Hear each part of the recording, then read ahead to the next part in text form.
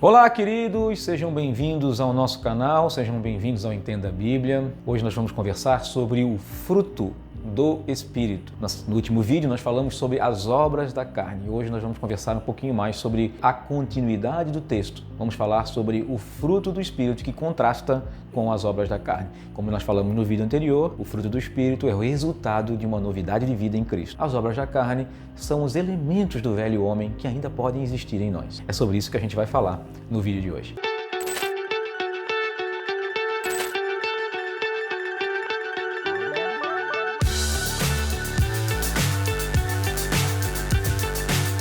É isso mesmo, apesar de serem 9 elementos, a Bíblia fala e chama no singular, o fruto do Espírito. A gente vai explicar sobre isso também. São eles: amor, alegria, paz, paciência, amabilidade, bondade, fidelidade, mansidão e domínio próprio. Dependendo da tua tradução, vai trazer alguns nomes diferentes, mas a ideia é a mesma.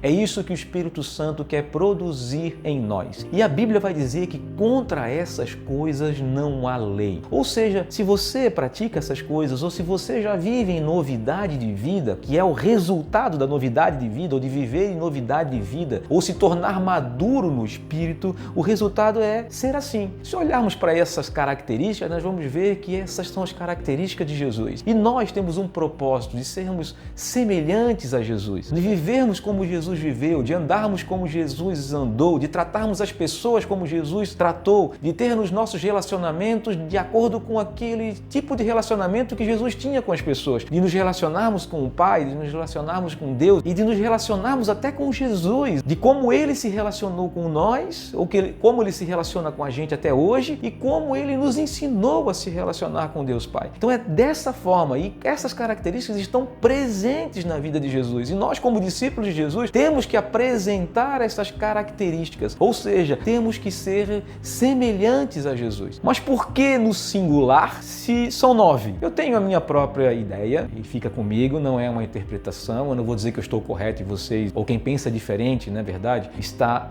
incorreto. Eu penso que o fruto do Espírito, na verdade, é o amor. E as 8 outras características são características do amor. Se nós olharmos para o texto e fizermos uma boa interpretação do texto, Jesus vai dizer que toda a lei resume num só mandamento: amar. E se a lei resume em tal mandamento, e ele está fazendo uma contradição da prática da lei para sermos justificados com a graça no Senhor que nos justifica e nos transforma para viver em novidade de vida, e essa novidade de vida acaba sendo sempre no amor a Deus, no amor ao próximo, e isso vai ser uma característica de nós, ao vivermos em novidade de vida, nós, semelhantemente a Jesus, vamos aprender a amar as pessoas. Então, a grande característica, o grande fruto que o Espírito coloca em nós é nós vivermos amando as pessoas e amando a Deus sobre todas as coisas. Então, e como que a gente ama as pessoas? Como que é essa forma de amar as pessoas? Praticando as outras 8 características, tendo paz com todo mundo, tendo domínio próprio nos nossos relacionamentos, sendo manso, sendo bondoso, sendo amável, sendo fiel. Essa é a ideia de nós vivermos em novidade de vida. Se for um fruto com 9 gomos, como nós podemos chamar também, ou se é um fruto só, o amor, com 8 características, não importa.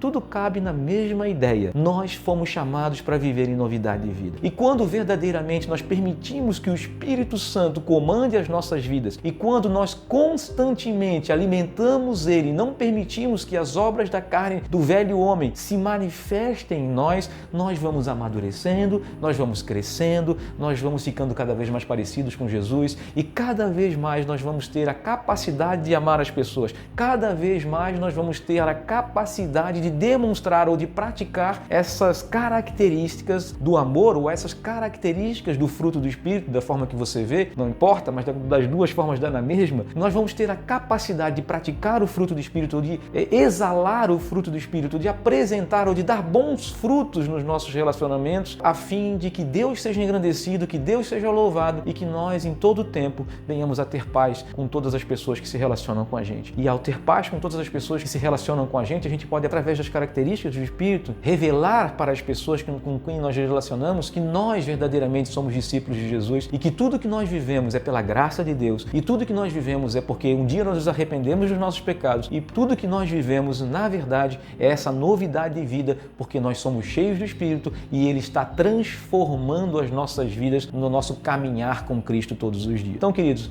esse fruto do Espírito é isso que Deus quer fazer na sua vida, querido. É isso que Deus quer transformar o teu coração para você vivenciar essa realidade, para que você tenha essas características, que nada mais é, usando outras palavras, o processo de santificação que Deus quer fazer nas nossas vidas. E como diz o apóstolo Paulo aqui em Gálatas 5, contra essas coisas não há lei. Ou seja, você praticando essas coisas, você vivendo em novidade de vida, você exalando o amor de Deus, você apresentando, testemunhando e dando esse fruto do Espírito para que as pessoas glorifiquem a Deus através do seu testemunho, através das suas vidas. Não há nada na lei que venha atrapalhar isso, que venha prejudicar. Aliás, quando você vive dessa forma, você cumpre toda a lei, porque na verdade, quem ama o seu próximo e quem ama a Deus, cumpre toda a lei, conforme dizem as Escrituras. Então, queridos, Deus te chamou para viver em novidade de vida, Deus te chamou para praticar, e para apresentar esse fruto do Espírito. Então, Deus te chamou para amadurecer, para crescer. Então, viva de acordo com isso. Alimente o Espírito em você, seja guiado pelo Espírito, como diz Paulo aqui, ande no Espírito e não dê espaço para a carne, ou seja, não satisfaça os desejos carnais, as paixões carnais que existem em você, porque isso vai te prejudicar, isso vai te atrapalhar, isso vai fazer com que os teus relacionamentos sejam prejudicados, você vai ficar de mal com outras pessoas. Sempre quando você coloca os desejos da carne acima da vontade de Deus sobre a sua vida,